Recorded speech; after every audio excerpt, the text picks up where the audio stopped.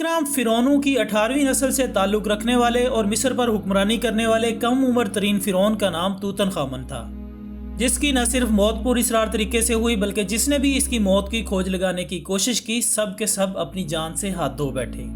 جی ہاں دوستو، کہا جاتا ہے کہ سن 1922 میں جب توتن خامن کا مقبرہ کھودا گیا تو وہاں سے ایک تحریر برآمد ہوئی جس میں لکھا تھا کہ راجا کے سکون کو خراب کرنے والوں کو خوفناک موت آئے گی۔ ناظرین، پھر ایسا ہی ہوا، آرکیالوجسٹ کی پوری ٹیم پر اسرار طور پر ماری گئی اور جس شخص نے توتن خامن کے مقبرے کو مکمل طور پر کھوجنے کی ذمہ داری اپنے سر لی تھی، اس کا نام ہارورڈ کارٹر تھا۔ دوستو، اس شخص کا وجود آرکیالوجسٹ کی ٹیم میں بہت ہی عجیب و غریب تھا، کیونکہ یہی وہ شخص تھا جس نے ایک پوری ٹیم تشکیل دینے کے بعد مقبرہ کھوجنے کا خیال پیش کیا، جبکہ باقیوں میں جو لوگ شامل تھے ان میں سے ایک جان جے جی تھا جو کہ توتن خامن کے مقبرے کو کھوجنے والی ٹیم میں پراسرار موت مرا۔ ناظرین اکرام، اس کے بارے میں کہا جاتا ہے کہ یہ اس ٹیم کا فائنانسر تھا جس نے اس سارے پروجیکٹ میں پیسے لگائے تھے، لہٰذا ایک دن وہ مقبرے میں اس نیت سے داخل ہوا کہ دیکھ سکے جہاں اس نے اتنے پیسے بہا دیے آخر وہاں کام بھی جاری ہے کہ نہیں۔ لیکن دوستو، جیسے ہی اس نے مقبرے میں قدم رکھا اسے فوراً بخار ہو گیا، جس کی وجہ سے وہ وہاں زیادہ دیر نہ رک پایا اور جلد ہی گھر واپس آ گیا۔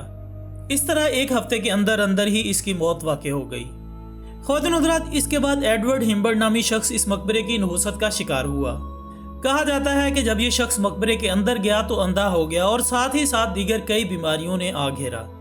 اسی وجہ سے 2 ہفتے بعد ہی اس آدمی کی بھی موت واقع ہو گئی، جبکہ 1923 میں لارڈ کارنر نامی آرکیالوجسٹ کا نمبر آیا، جس کے بارے میں کہا جاتا ہے کہ باقیوں کی طرح یہ شخص بھی مقبرے کے اندر گیا، لیکن جب یہ اندر گیا تو ایک مچھر نے اسے کاٹ لیا، جس کی وجہ سے اسے ملیریا ہو گیا اور پھر 1 ہفتے کے اندر اس کی بھی موت ہو گئی۔ دوستو، اس کے بعد جو واقعہ رونما ہوا وہ بڑا حیران کن تھا۔ اس ٹیم کے سربراہ ہارورڈ کارٹر نے توتن خامن کی کلائی کو ایک پیپر ویٹ میں رکھ کر بروز ان گرام نامی سائنسدان کو گفٹ کے طور پر دیا، جس پر بریسلٹ بھی موجود تھا اور ایک عبارت لکھی ہوئی تھی کہ لعنت ہو اس شخص پر جس نے میری باڈی کو ہلایا۔ ناظرین گرامی، کہا جاتا ہے کہ سر بروز ان گرام نامی نے اس پیپر ویٹ کو اپنے گھر میں ایک خفیہ جگہ پر رکھ دیا، لیکن کچھ ہی دنوں میں بروز ان گرام کا گھر آگ لگنے سے بری طرح جل کر راکھ ہو گیا۔ انہوں نے کچھ ہی عرصے میں دوبارہ گھر بنایا، لیکن پوری اسرار طریقے سے وہ گھر بھی سیلاب کی نظر ہو گیا۔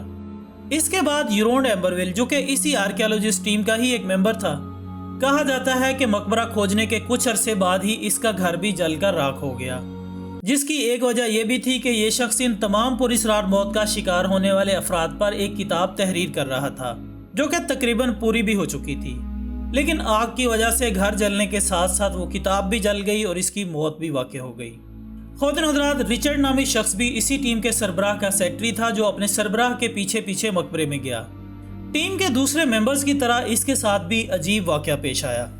دوستو، سننے میں آتا ہے کہ مقبرے میں داخل ہونے کے کچھ دیر بعد ہی انہیں سانس لینے میں تکلیف شروع ہوئی، پھر آہستہ آہستہ یہ تکلیف بڑھ گئی اور رچرڈ کی بھی باقیوں کی طرح پوری اسرار طریقے سے موت واقع ہو گئی۔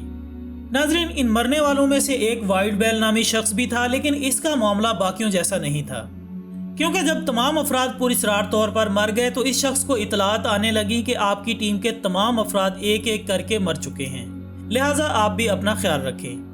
جب اس شخص کو اس بات کا اندازہ ہو گیا کہ اب وہ بھی نہیں بچے گا تو اسے عجیب و غریب خیالات آنے لگے۔ وہ ہر وقت کھویا کھویا رہنے لگا اور عجیب سی حرکات سر انجام دینے لگا۔ لوگوں نے اسے پاگل سمجھنا شروع کر دیا۔ اس کی حالت اس قدر بگڑ گئی کہ ایک دن لوگوں نے اسے گھر کی چھت سے لٹک کر خودکشی کی حالت میں مرا ہوا پایا۔ سامعین گرامی، اس آرکیالوجسٹ ٹیم کے ممبرز تقریباً 60 کے قریب تھے۔ ان میں سب سے آخر میں جو موت کا شکار ہوا وہ تھا آرچبولڈ، جسے دنیا ایک سائنسدان کے طور پر جانتی تھی۔ یہی وہ بندہ تھا جس نے توتن خامن کی باڈی کا ایکس رے کیا تھا۔ اسی رات اسے ایک عجیب و غریب بیماری نے آن گھیرا، جس کی وجہ سے وہ بخار میں تڑپ اٹھا اور پھر یہی بخار اس کی موت کی وجہ بنا۔ اور آخر میں دوستو، ہم بات کریں گے اسی ٹیم کے سربراہ ہارورڈ کارٹر کی۔